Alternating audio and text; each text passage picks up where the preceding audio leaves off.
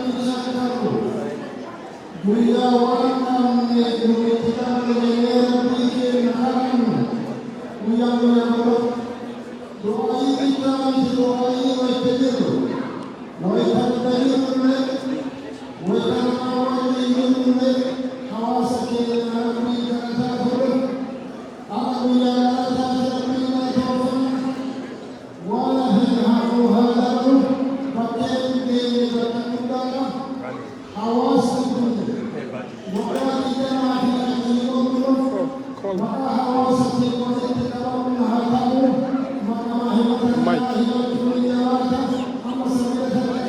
It's right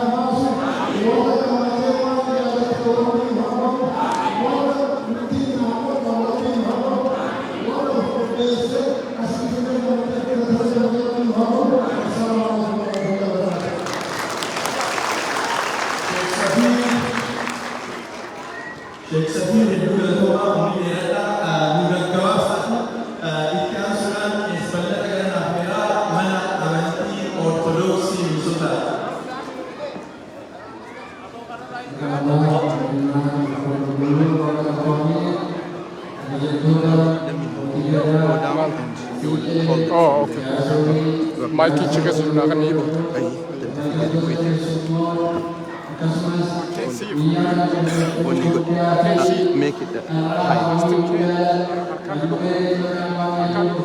Okay, top was red. After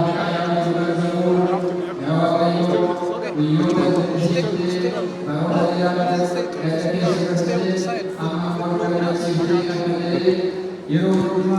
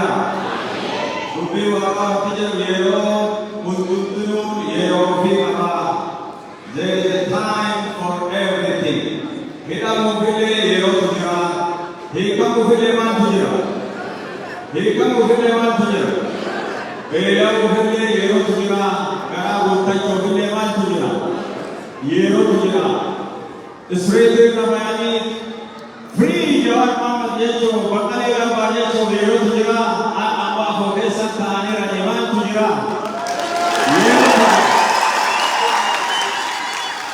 Wanna hundaafuu yeroo jira. Iddoo kanatti walitti gumnee namoota simachuufillee yeroo jira. Gara mana keenyaa deemuufillee yeroo jira. Wanna hundaafuu yeroo jira. Dhalachuufillee, guddachuufillee, jiraachuufillee, qabsaa'uufillee, du'uufillee maaltu jira? Yeroo jira. Taa'anii tasgabbaa'anii nama caqasuufillee maaltu jira? Gaafii gaafachuufillee maaltu jira? Deebii argachuufillee maaltu jira? Kanaafuu yeroo keessanii fayyadamtanii dhaloota keessanii jiraattanii bu'aa buuftanii akka duutanii waan isin gargaaru. Ameen jettanii. Namoonni kunneen illee galatoomaa jechuuf karaa fagoo dhufanii kanaafillee maaltu jira? Yerootu jira. Anillee as dhaabadhee isinitti hubachuun maaltu jira? Yerootu jira. Gooftaan Israa'el sotuun hin gurgurii nagayaati biyya keenyaaf waan nagaa haa buusu. Mana keenyaaf nagaa haa buusu. Gaa'ela keenyaaf nagaa haa buusu. Biyya keenyaaf nagaa haa buusu. Namoota kanneeniif illee nagaa haa buusu. Fayyaan isaanii haa eegamu. Gaachana haa argatan. Maqaa gooftaa Yesuusitti mirkaneessine eebbifamaa.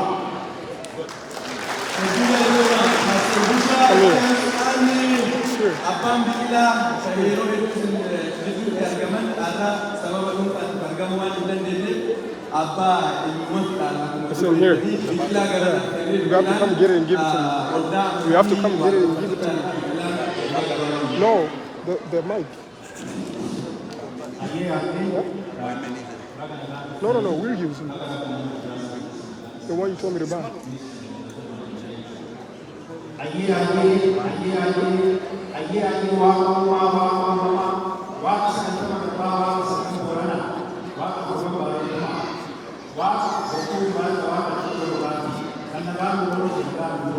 Grab the black box from the black box.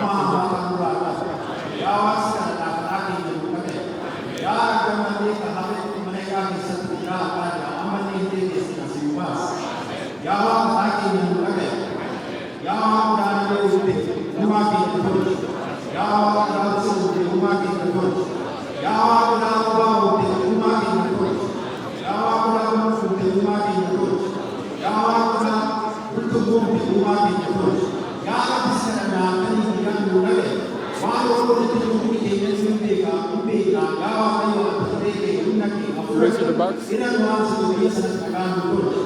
Yawa mengkami bindi yawa beras seni dapat sanadata awam imani bindi yawa kayu asumna kita turun yawa mengkami muda dulu muda mengkami muda dapat muda nami muda yawa sekarang nak ini muda yawa bodoh ini kita mau ini kami sanad tuan berdoa akan dia dan nampura kisah tidak boleh Rubani yu, gara kita dia apa buku ini kapan sekolah buku di sana itu mereka gula ada tidak bani je. Kapan rubani itu ada cara bani, wanda kita semua tahu.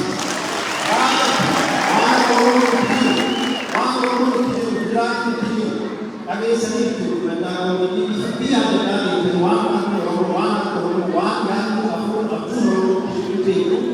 Rabbi Wah, jadi satu dia lagi.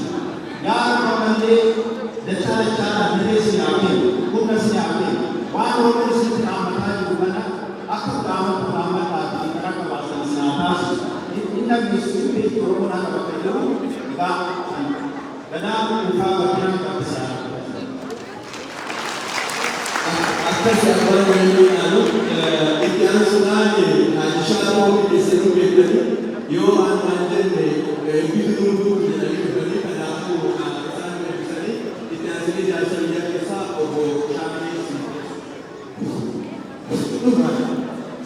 Zach. Assalamualaikum. There is black box inside the thing, grab it. It's here. Who took it?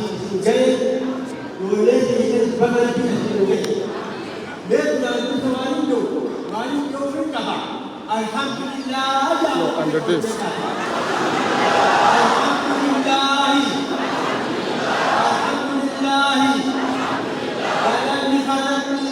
Hey, come hold it. I'll grab it, hold it.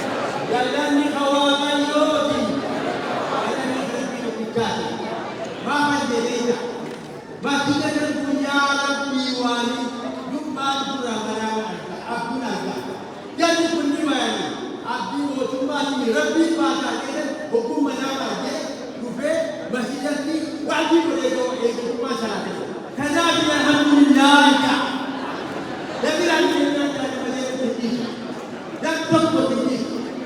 Isari bau kan? Isari bukan isari tiga, apa itu dua yang ini isari cuma. Malaysia itu tuh, kamu berapa hotel lah hati saja. Kini pun bisa isari apa lagi? Haramu wali itu hampiran di sana. Untuk berbahagia tidak, siapa tidak, siapa tidak. Koyo mata, kalau kau masih jauh masih jauh, wali masih jauh. Orang tu pembeli siapa itu, orang pembeli siapa itu, orang pembeli siapa itu. Tapi orang itu, orang itu. Rupanya macam wali macam itu harus, rupanya itu macam harus, rupanya negara, jangan negara, bukan negara, kurang negara, bodoh negara, bodoh negara. Pause it. No, the sound. Can you check the sound?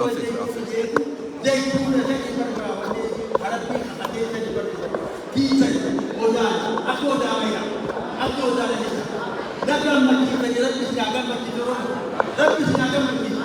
Bunda kita orang yang watak yang ini sejarah itu. Saya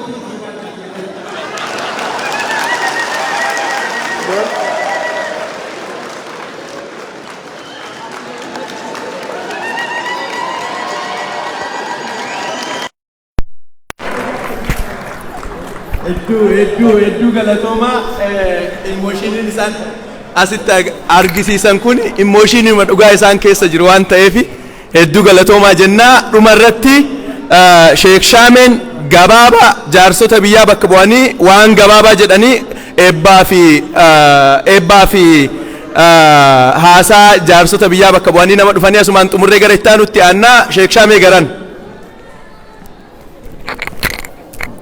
السلام عليكم أكمل تن ما لسه سيرتي أرى إنجز ما تجلس تاو جرتن بس قالين تيسن هاي ما منيسوتا بينوسنتا كستو تنجرتني دوران درسي خبجمتوتا واسا أورمو خمنيسوتا إدين الدنيا تيوچودن دنيا الرهي منيسوتا وان أنغافة تاتيف أورومياتي قوان تاتيف أرى غويا أدى سمنان بكبيرا قدم تيفي سمنان أسي قدم توكا أدى تاتي مالين بركنيسي تمي قالتوما فيادا أرى نمد أبنين وارغمي بيادة تنين وان مدني روباج أموان مدنني بيتا موكم مالين بركنيسي تمرى قالت ربي قالتوما فيادا duraan dursee hawaasa Oromoo Minnesota bakka bu'ee akka koree qindeessituun afeertetti akka nama tokkootitti isaan gara mana keetii dhufte nuujiin jechuuniin as bee maqaan kiyya Sheekh Shaameellee miti abbaa fatiinaan jan takka Haji Shaameellee ni jaani maqaa kana koreen dhaabaasuuf galatoomaan jaani mee maal jettanii akasi duba hawaasa keenya hedduu takka galatoomaa waan laffaane waan meeqa goone arkachuu dadhanne gama rabbiiti arganne jechu bakka dhabnetti arganne bakka sharaa dhaabbanne taaziyaa taa'uu geenyetti rabbiin baasee nu hiddutti argamsiise arra baga rabbiin si fidee mana kee handura qabsooteeti qabsoo qeerroo fi qarree bagatti dhuftee yennaan ganagayaan akkam jettanimme akara duuba gaa ummata keenya akkuma beeynu akkuma waliin beeynu qabsoon Oromoo bifa hedduu qabdi karaa hedduu qabdi bu'aa bahii Baqqalaa fi Jawaarillee keessa dabran warri hafees karaa isaan baansan bahanii akka nu hidduutti argaman maal jettamme warra mana hidhaatitti isaan duuba hafesan maal jettaniin rabbi nu haa baasu akkuma isaan nu gammachiise nu hidduutti argamsiise kanatti isaa warra hafanillee qabsaa'oota keenya mara akka rabbiin asin nu fidee simannu hagaara jirullee akka rabbiin asin nu simachiisu maal jettan akkasii inshaallah haga dandeenyutti tokkummaa keenyaa fi walqabachuu keenya harka tokko taane humna takka taane karaa baadeemnullee waltajjiin teenya isa Oromiyaa Finfinnee mee maal jettaniinoo akkuma arra nu hidduutti argaman kanatti jara keenyaas abna isaan bahaniif tana abna simannaa abna gartee galatoomaa odoon ta'in abna galatoomaa bilisummaa rabbi isin agarsiisuun jaani baga rabbiin isin ga'e baga rabbiin nu hidduutti argamsiise dhiyaadhaa mana keessan karraa baatanii deebbatanii ummata keessan qaqqaalii qabsoo waliin eegaltan arra rabbiin as jidduutti isin argamsiisuu keessaniif isinillee rabbii keessan galatoonfadhaa galatoomaa jechuun maal jechuudha maal jettan irra deebi'aa hin dhageenye galatoomaa fayyaadhaa ulfaadhaa horaa bulaa assalaamu alaikum warahmatullahi wabarakaatuh hedduu galatoomaa hayyoota amantiitii fi jaarsota biyyaa kana kabajaadhaan gara teessoo isaanii naa geggeessaa haajishaatoon warra hidhamanii rabbi nu haa baasu ka jedhutti naa dabalaa jedhaniiranii aamiin jedhaa fi haajishaatoodha warra hidhame rabbi nu haa baasu hayyee kun isin geessee jira egaa itti aansuudhaan isteejiin ka dubartoota Minnesootaati dubartoonni Minnesota sagantaa gaggabaabduu waan lamaan xiqqaa qabanii wanti isaan qaban tokko sirna aadaatiin nyaata dhadhamsiisuudha itti aansee warra mana hidhaa keessatti nuuf jedhanii dararamaa turan kanaafi kennaa qabna jedhaniiranii dubartoota Minnesota afoo dhaabbanneeti waa takka irraa akka hin jenne akka waan isaan godhaa turan argitanii kaleessa irraa kaasee dubartoota Minnesota akkamis simattume haqa dubbachuudhaaf qophiin kun isaan malee walakkaayyuu hin bareedu asnaa simadha ol kaa simadhaamee dubartoota Minnesota kana dhugaa rabbi ol kaa simadhaani waan isaan godhantu kana caala waan isaan godhantu kana caala warri dubartii akkanatti lilfattanii warri dhiiraa harki keessan meeti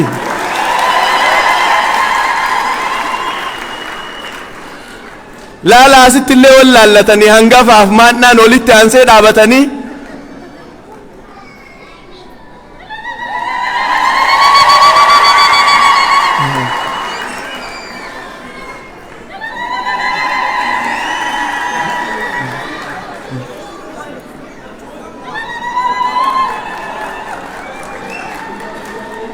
meeti sagaleen keessan hin jiru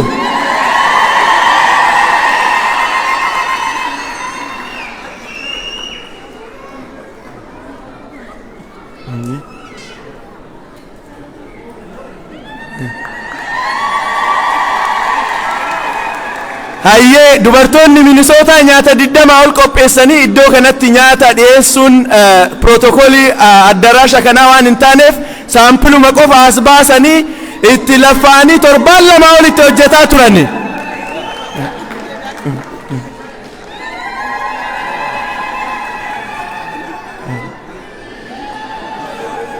hayyee itti aansuudhaan hayyee sirni nyaataa xumurame itti aansuudhaan sirna uwwisaa dubartoonni Minnesota kennaa hayyoota kennaa qopheessani dubartoota Minnesota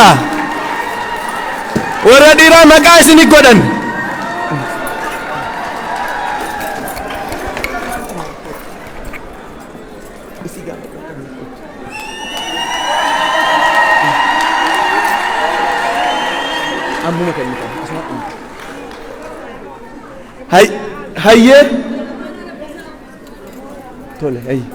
hayyee kana qofaa miti wanti dubartoota Minnesotaatiin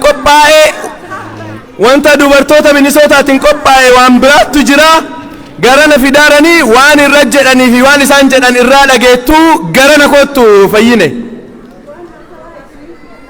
maayika qabee fi waan achirra barraa'ee jiruu fi waan isaan kennuuf deeman kana asitti ilaaltu dubartootni Minnesota dhiira Minnesotaatti maqaa goote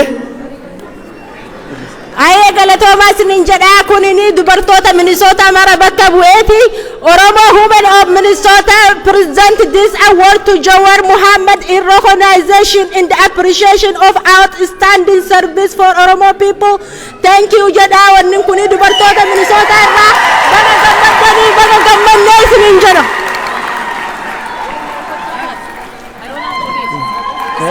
Okay. Oma wal fakkaataa Ruumiyaanis oma wal fakkaataa irra barreeffame akkuma tokkoon barreeffame akkuma isaan tokko ta'an Ruumiyaanis obbo Baqqalaadhaaf badhaasuma wal fakkaataa kenniti.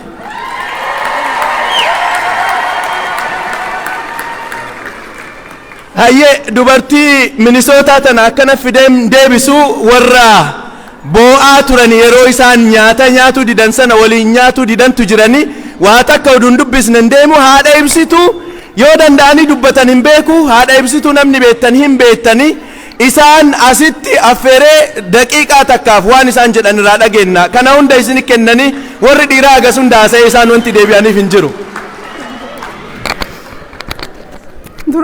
dura dursee rabbii kenna galanni haa ga'u rabbii kanaan nu ga'e galanni haa ga'u. Ummata Oromoo rabbii waan gaarii nuu kenne rabbi nurra haa tursiisu.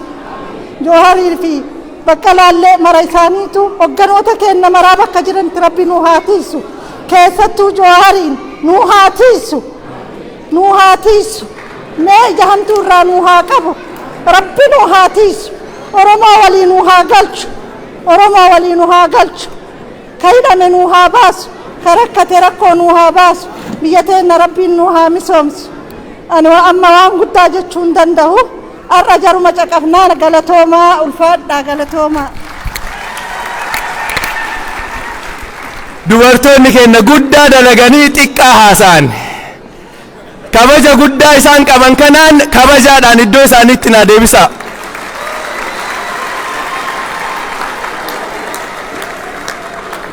Egaa dubartootuma akkana babbareedanii dhufanii isaan bareechisan kana ammoo ilmaan isaanii Oyaan Minnesota legacy Jawar Mohammed keessa tokko Oyaan Minnesotas kenna Jawar Mohammed obbo Baqqalee kennanii fi waan muraasa akka jedhaniif Oyaa wajjin immoo the young star politician bucaa lafaa ka'aa jiru kan waan guddaa hojjechuuf deemu Tiger Warquu Oyaa Minnesota wajjin gara naafeera.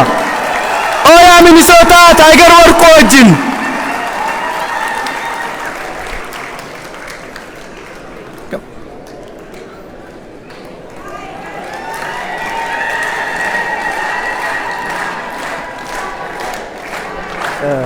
After gift?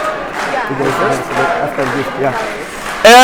Ega ababo Oyaan Minnesota waan kana yoo qopheeffatan Oyaan bakka Jawar irraa waan hedduu irraa ka'e Oyaa internationally Oyaa Minnesota keessatti waan hedduu qabaachaa turre legacy ati nu kennite qabannee deemaarre jedhanii kennaa itti kennan akka kennaniifi asitti namoota lamaan Oyaa irraa jiranii waan isaan jedhaniitu jira obbo Baqqalaaf obbo Jawar kennaa kana akka irraa naa fudhatan kabajaadhaan isin gaafanna. Oyaa Minnesota. Oyaa Minnesota.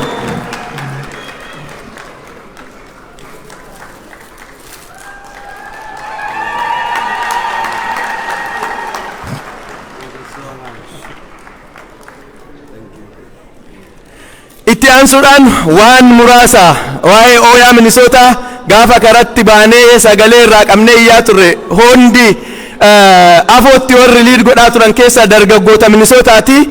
Lammiin pirezidantiin Oyaa Minnesota waan muraasa akka jedhuu fi achi booda Tiger isin dabarsee sagantaa gara itti aanu ceena.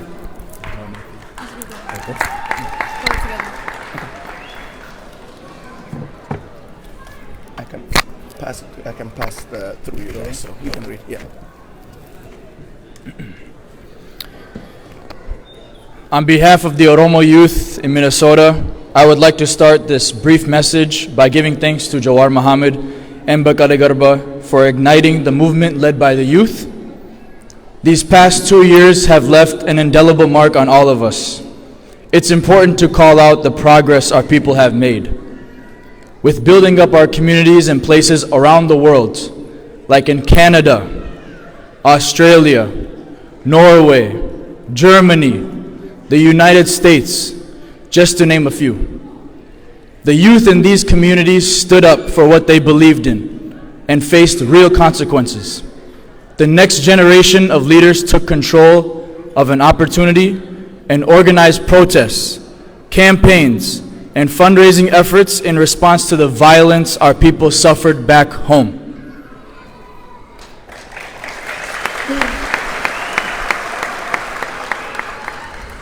Groups like Oya, Kube, and Kero did not rest until we got answers from the US government, resorting to sleeping overnight at the state capitol and the Ethiopian embassy. Thank you to the youth that spoke out for the ones back home who are the true backbone of the Kapso. Wan wagga laman kunin nugode, yomo hindagan. Galatoma.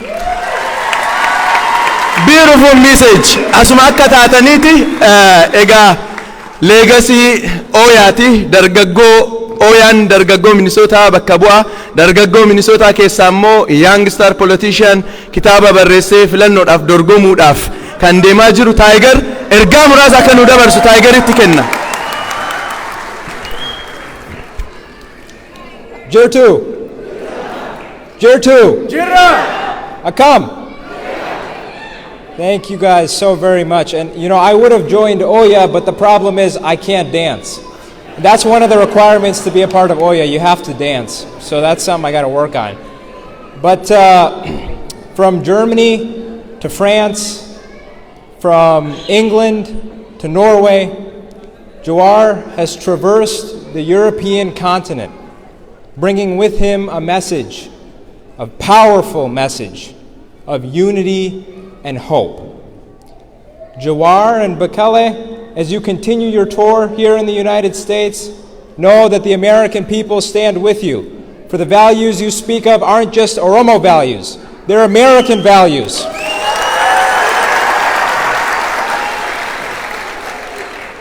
Everybody wants to be recognized and everybody deserves to be free. And we have got to make sure that we continue this mass mobilization here in Minneapolis.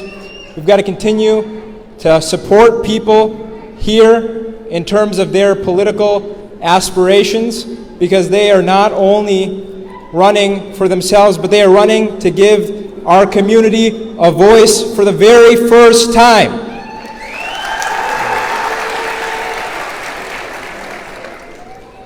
You know, I don't want our descendants to say that my great-great-grandmother was a close friend of our Congresswoman. I want our descendants to say that my great-grandmother was that Congresswoman.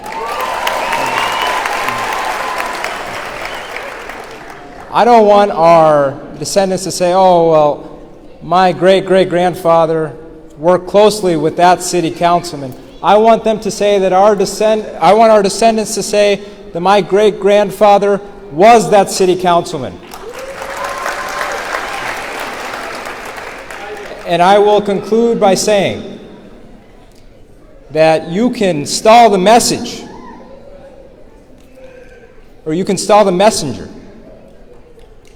but the message will be received. You can try to stop the liberators, but liberation is always around the corner.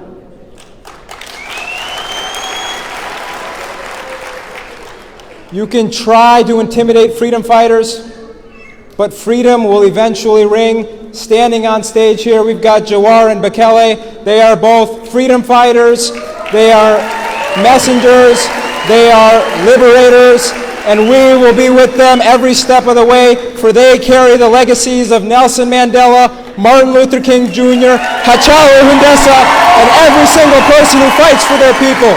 Thank you very much, Minneapolis. And one more thing. We're not, listen. We're not welcoming Jawar as a guest. We're welcoming Jawar back home. This is a homecoming for Jawar Mohammed. Thank you all so very much. Thank you.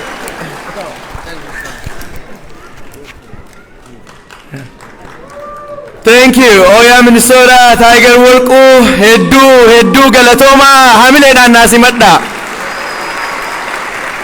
Dargaggoo Minnesota keessaa waan bahaa jiru gana arguuf teessu isaa fi asitti kandideetii Congressii District 4 Amaanee Badhaasos nu jidduu jirti. Hamilee kennaa fi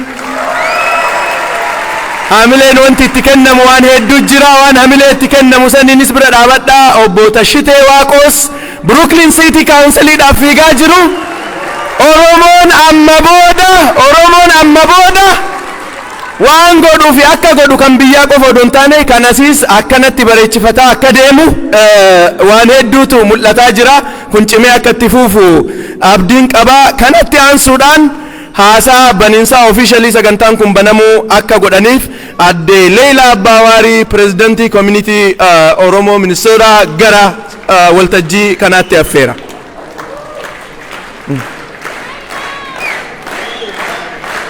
Adde Leila.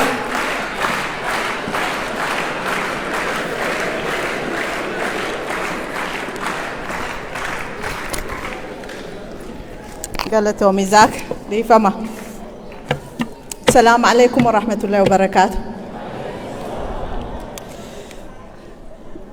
Duraan dursee keessummoota keenya obbo Baqqalaa Garbaa fi obbo Jawar Mohammed maqaa waldaa hawaasa Oromootiin gara magaalaa Minneapolis baga nagaan dhuftan.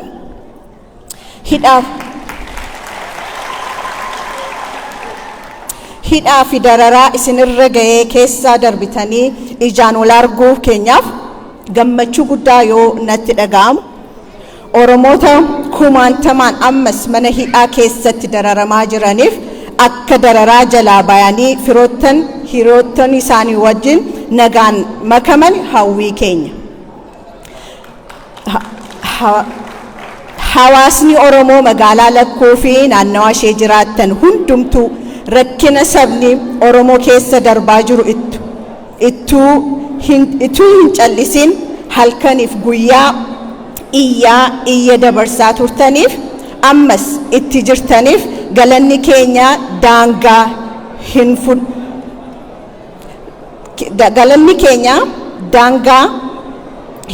hin qabnedha. Fuulduraafis qabsoon keessa jirru kan haala kanarraa caalaa akka itti fufuu abdiin qaba. Dhiifama namoonni salaataaf ba'aa jiru ittuma fuufnaa warri salaatu deemee as deebi'uu danda'u. Dhiifama. Waamicha garagaraa sochii hawaasni keenya godhaa baay'ee hunduma osoo hin ifatiin ummata keessan cinaa dhaabbachuu keessan seenaa keessa ni barreeffama jedheen amana. Obbo Baqqalaa Garbaa fi obboleessi keenya Jawar Mohammed as magaalaa keenyatti argamtanii ummatatti haasa'uu irraa fi dhaga'uun akkasumas yaada wal jijjiiruuf argamuu keessaniif galatoomaan isiniin jedha. Mariin kun kan milkii kan yaadaa fi fedhii ummataa calanqisiisu kan bu'aa ba'ii qabsoon keenya keessa jiru agarsiisu akka ta'u hawwina. Hiree kana fudhachuun gurmuu hedduu waggoota lamaan darban keessatti halkaniif guyyaa waldaa hawaasa Oromoo wajjin sagalee ummata keenyaa ta'uun hojjechaa turanii fi ammas hojjetaa jiran osoo hin galateeffatiin hin darbu. Hojii guddaa ammas akka fuuldura keenya jiru illee isin yaadachiisuun fedha. Ammas irra deebi'ee keessummoota keenya obbo Baqqalaa Garbaa gara Minnesota baga nagaan dhuftan. Jawar, welcome home. Adde Leila moraalii guddaadhaan naasimadhaa gara iddoo teessoos. Itti aansuudhaan sagantaa kenna dhaabnee eeguu hin dandeenyu namni salaatu salaataati taraa taraadhaan wanni godhaa salaataa deebi'aadha namni salaatu kun salaatee hanga deebi'utti kuwwan asitti haa eeganii sagantaa kenna itti fufnaa. Our next guest will be, we call him Jal John. His name is John Hoffman. He's a city council, he's a state senate for Brooklyn Park wait, I'm gonna invite John Hoffman to the stage. He's a senator, Senator John Hoffman to the stage. He will say a few words and I have few guests after John Hoffman. John Hoffman, please.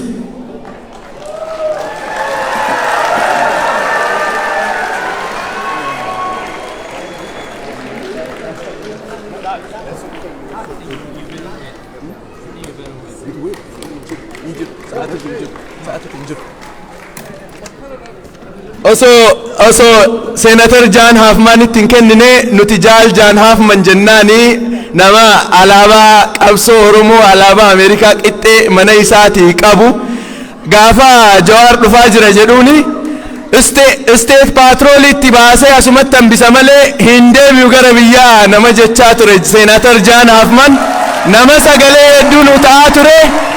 Warri City of Brooklyn Park jiraatan, Champlain jiraatan, warri Kurrappir jiraatan, Senator John Hoffman asitti affeeraa qofa sagantaa kennarratti akka argamu odoon taane akka inni sagalee nu ta'utti waan ta'uun akka bira dhaabbattan jedhee I would like to give chance to John Hoffman, Senator John Hoffman. Please continue. Jertu! Jertu! Jertu! Welcome home, Jawar. Welcome home. You know how good that feels to say that? Welcome. It seems like yesterday when we sitting here, and I wish Senator Kerry Dietzig was here with me, doing the resolution about the human rights violations that was happening in Ethiopia, right? And the children that were college students who were killed because they were protesting, doing what we take for granted in Minnesota, the ability to protest about anything we want, right? The resolutions that drove the way to saying it's not okay, right? And then the resolutions to say it's not okay to hold you in Bekali prison without any due process rights. That's not okay. Your child, Oromo, held him in my arms. He was the youngest door knocker on a political. You talk about civic engagement. He was the youngest civic engaged child in the state of Minnesota. And I never forgot that. Matter of fact, I never forgot this, ladies and gentlemen. Never forgot this. In 2014, when this was given to me, it never has left my office, and it's never left my mind. And knowing that we sit here fighting for our human rights because we want to have the freedom to be able to express what our rights are. That's something that you two have given light, not only to the nation back home, but to your home right here in Minnesota. All these folks here are friends because of the fact what you're doing and what you've done. And you know, I'm going to tell you this again, it really does feel good to say welcome home. There was a whole group that just was scared and concerned, who love you, who care about you. I love you, I care about you, and I'm glad you're home. And I'm not letting you go. All right, I'm not being funny, but it's okay. Here's the thing. I got a couple minutes, all right? You're going to kick me off of here, but you can't because, you know, that's just not going to do it. You guys want me to leave? The ultimate measure of a person is not where they stand in moments of comfort and convenience, but where they stand in times of challenge. That's what Dr. Martin Luther King said to us in 1960, right? That same wording is true today. And now what it does is we're still facing the same problems and the same struggles and the same fight. So the systemic river that runs deep, yet the tide doesn't seem to change. In fact, we've endured those who fan the flames and create more fire for us to walk through. What can we do? Guess what? Do we gather? Do we rise? Do we collaborate? Do we organize? But what we do is we speak the truth to power. These two gentlemen spoke the truth to power, and here they are back home. And with that, don't you ever forget, speak the truth to power. And I want to give you a couple of things, can I? And then I'll leave the stage. Fair enough? First of all, you're Team Hoffman, because as we sat, I'm going to give you three sheets. Three sheets. Listen to me. 3 sheets. Three. Trifecta. Hold that up. And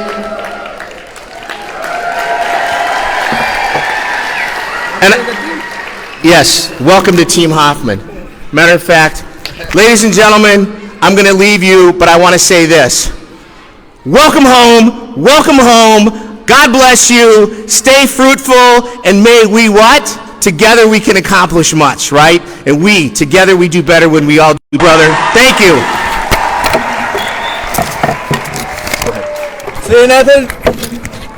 Senator John Hoffman, akkamitti geggeessitu? Olkaa geggeessa, olkaa simadhaani, olkaa geggeessa, Senator John Hoffman. Senator John Hoffman, olkaa geggeessa. Give them hug. You can give them hug.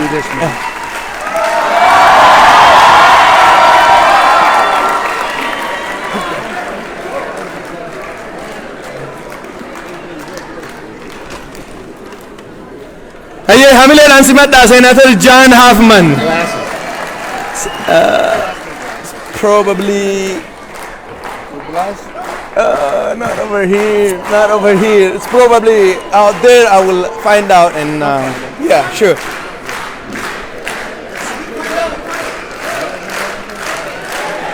All right. Thank you so much, Senator John Hoffman. Senator John Hoffman is one of the most solid friend of Oromo. He's not like friend of Oromo to get vote from Oromo, but he is with Oromo in a lot of ways. He was standing for Oromo. He is half Oromo. That's why we call him Senator John Hoffman.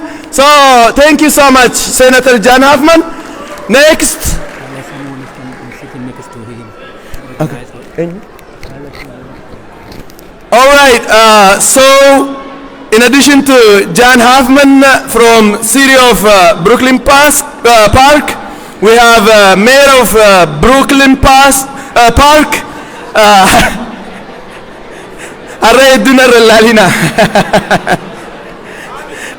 We have Mayor of Brooklyn Park.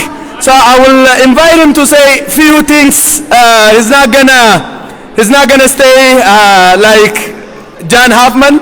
We're gonna invite Mayor Hollis is coming to the stage. Please welcome him.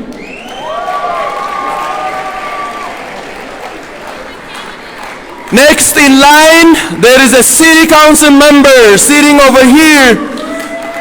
There is a city council member sitting over here. Jamal Osman will be next. Please get ready. Thank you. Thank y'all so much. So this moment is not about me at all. To be in the presence of folks who did this work. I'm not yet the mayor of Brooklyn Park. I'm running for mayor of Brooklyn Park. But I appreciate the I appreciate the sentiment. But what I will say, and I'll say this quickly, is I am African American. When we talk about Martin Luther King and folks who did the work, to be in the presence of people who are doing that work now, who put their lives on the line, who motivated people, means a lot to me to see people continue that tradition, but to continue at a worldwide level. So I just want to welcome y'all back home and thank y'all so much for having me up here. All right, thank you so much. I would like to invite City Council Member Jamal Osman to the stage. He has a few things to say. Please welcome Jamal Osman to the stage. Minneapolis City Council Member Jamal Osman is coming to the stage. He have namoonni kunniin namoota yeroo rakkoo nu bira dhaabataa turan waan ta'eef simannaa isaanis akkasumatti ho'isaati simadha.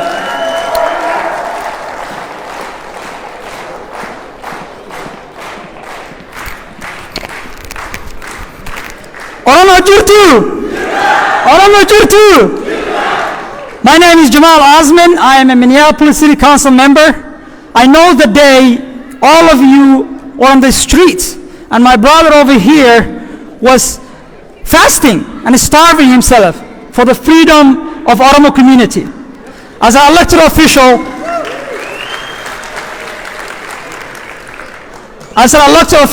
as a young man, East African young man who's married to a beautiful Oromo woman, he inspired me. He inspired me because my kids are Oromo. My blood is Oromo. I want to make sure that as an elected official, I stand up when I was needed, and I did. As a City Council Minneapolis, and the mayor and my colleagues, 13 council members, we passed a resolution authored by me and Mayor Jacob Rice and other council members. It's a beautiful resolution calling out the release of my brother. We could not sleep when he's hungry in prison. I want to give my wife a time to read the resolution and explain to you what this resolution says. This resolution was passed 13-0, signed by Minneapolis, and City of Minneapolis have stand the rights of Bekele and Brother Jawar. Welcome home. Here we are.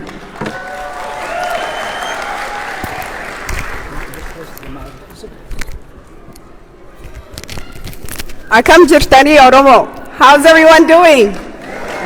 Good. Okay, so the resolution is for the City of Minneapolis, passed by Jamal Osman. Whereas Ethiopia is ethnically diverse country with 110 million, and it has been a strategic partner to the United States. And whereas the Oromo are the largest ethnic group in Ethiopia, and Minnesota is home to the largest diaspora population in the United States and the world. And on June 29, 2020, the assassination of Hachalu Hundessa, a popular Oromo singer and activist, was followed by a violent response from the government of Ethiopia.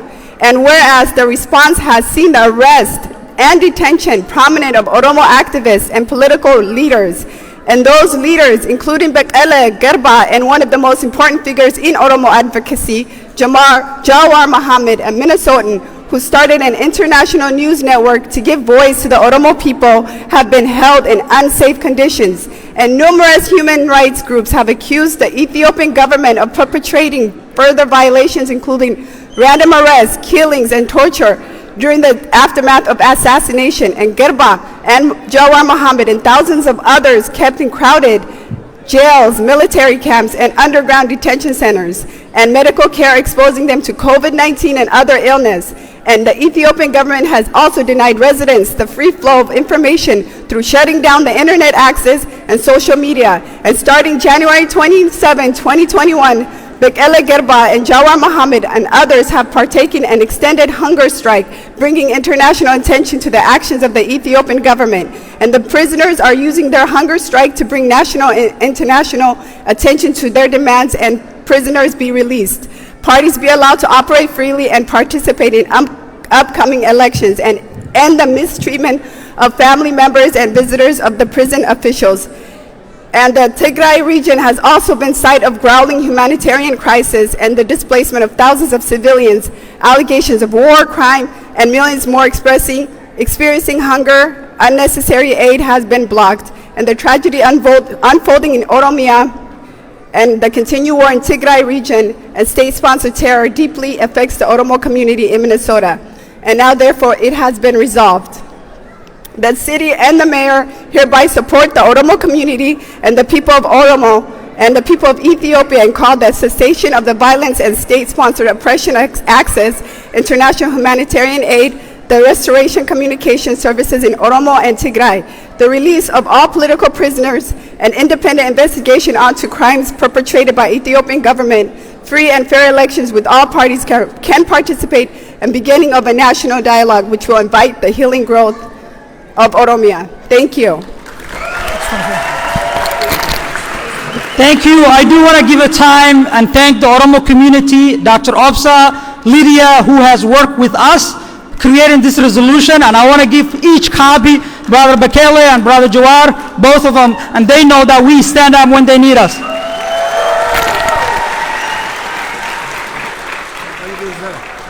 Thank you so much. Thank you.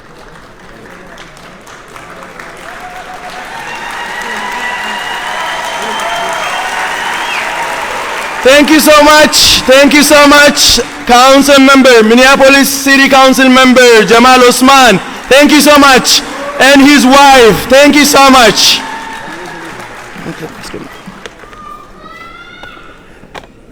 Maaltu ittaana beektani? Itti aansuudhaan obbo Tashitee Waaqoo gara naafeeruudhaan waan muraasa akka jedhan godheeti. Itti aansee nama Jawar gara waltajjii kanatti affeeruun affeera. Obbo Tashitee Waaqoo gara steejiitti. Obbo Tashitee Waaqoo City Council Brooklyn Parkitiif electionaaf nama fiigaa jiru. Daddafee kwaa'ee.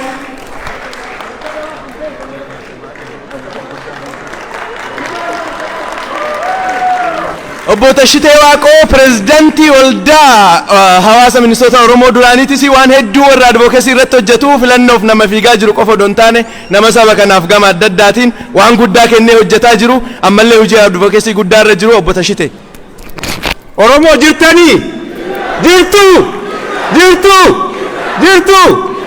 Guyyaa akka hadhaa kana arguu kan dandeenyeef waan dhugaa qabnuuf, dhugaan Oromoo bira waan jiruuf, guyyaa akkasii kana imimmaaniin guutamnee waggaa lamaaf baay'ee dhiphataa, alattis ba'aa, keessaanis iyyaa, manattis garaa keennaan waan qabnuun waan dandeenyu kun kadhaan kun godhaatiin turtan guyyaa akka hadhaa arguu kana nu dandeessise borus dhugaa keenya arguu waan nu dandeessisuuf kanaaf galata waaqaaf illee galchina.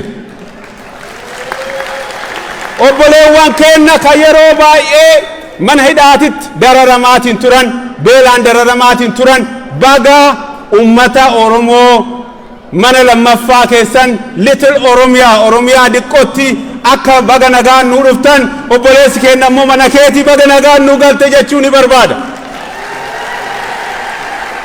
Ummanni Oromoo jaarraa 21ffaa keessa jirra. Jaarraan 21ffaan ummata Oromoo ka gaafatu tokkummaa gaafata.